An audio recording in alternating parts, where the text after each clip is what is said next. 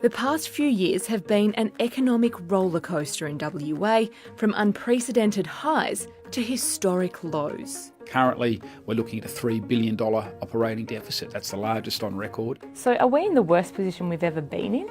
Yeah, pretty much. The problem is WA's extraordinary debt. It's grown from $3.6 billion in 2008 to around $35 billion today, and it's set to get even worse. WA's debt will reach $42 billion by the end of the decade. Like any loan, there's interest to pay, and even with record low interest rates, when you've borrowed tens of billions, it's a lot of money. Our interest bill to service our debt is growing at about 15% a year. It's the fastest growing expense that we have in all of the budget. By the end of the decade, it's forecast we'll be paying $1.2 billion a year just in interest. So that's a new stadium, a new children's hospital, every year that we could pay for just with our interest. From Australia's economic powerhouse to the worst performing economy in the nation, how did we get here? It's fundamentally quite simple. We spent more than we had.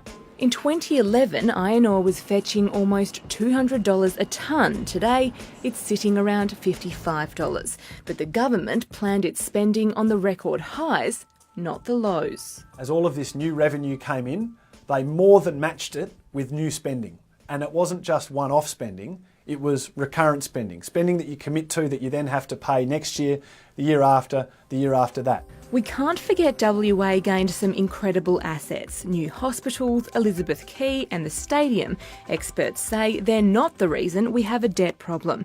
Instead, it's ongoing costs like government wages, which make up 40% of the state budget. There was a lot of pressure on the previous government to increase spending to hold on to the good people in the government, so they didn't go off to FIFO jobs in the resources sector.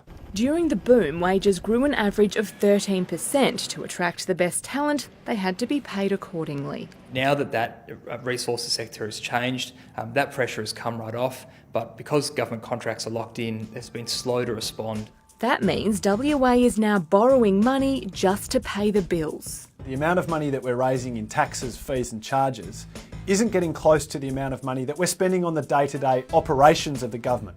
So, how do we pay it off? Now, you've got two choices: increase taxes and fees and charges, or decrease spending. Last week, families were told they'd have to pay extra to help out, an average of $438 a year in household expenses, including water, power and transport. Any increases in taxes will hit households hard, it'll hit businesses hard, and businesses that are looking to create new jobs. Increasing taxes for them will be devastating for economic growth. Cue the spending cuts. The government's reined in public sector pay rises over the next 4 years and is controversially slashing its departments from 41 to 25. Experts warn it's just the start. It means more kids in each classroom, it means fewer police officers, it means longer waiting lists at public hospitals. That's the only way that the government can deal with cutting down on its spending.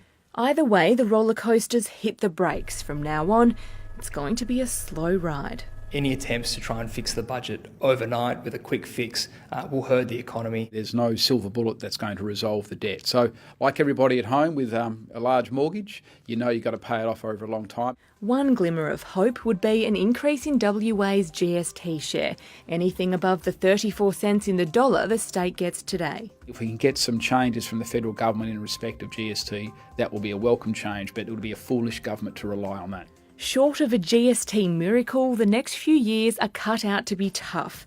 A long, slow road to recovery. We are a strong, resilient economy and we'll get through the hard times that we're facing now.